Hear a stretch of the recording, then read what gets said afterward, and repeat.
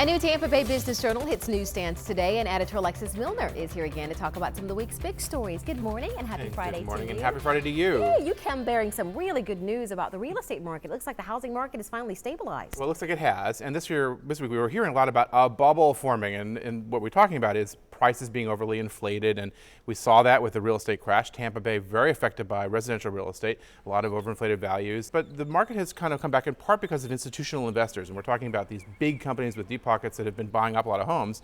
There's concern about that overly inflating the market. What we learned is that there's some balance. It's sort of a sustainable level of growth, and while there's some bidding wars actually because of this, and anybody looking to buy a house is going to experience this. So for now, no, we're not ringing the danger bell, but we have to watch the dynamics of the market very carefully. But the good news is, in certain areas, prices are starting to come back. Not for me.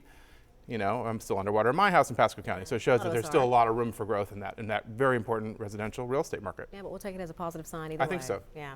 You also have a story about an historic trip for the Greater Tampa Chamber of Commerce. They just got back from Cuba. They sure did. Well, it started out they were going to bring a few executives, and then the interest was so large, they ended up going with 38 people to Havana. They came back this week, and I spent some time talking to Bob Rohrlach, who's their president and CEO. We have a great slideshow of their pictures on our website. They can't do business because of the very strict licensing. It's still very tricky from a geopolitical point of view, but they went trying to promote awareness, understanding of culture and some of the differences and how we're perceived there. There's a lot of interest in Tampa Bay. The history goes back to the 1880s. And so you get there and you realize, wow, there's really some different understanding. And they came back with a lot to share, and a lot of that's on our website. Can't wait to read it. And also you've got a story about a Fort Lauderdale firm that has some offices here in Tampa and Clearwater, trying something a little bit new with some workspace. Yeah, it's a firm called Becker & Polikoff. They're based in Fort Lauderdale. They have an office in Clearwater. They took space in CoWork Tampa, which is a shared space for entrepreneurs who can pay as they go. And it's interesting because it talks about lawyers going to where the source could be for business.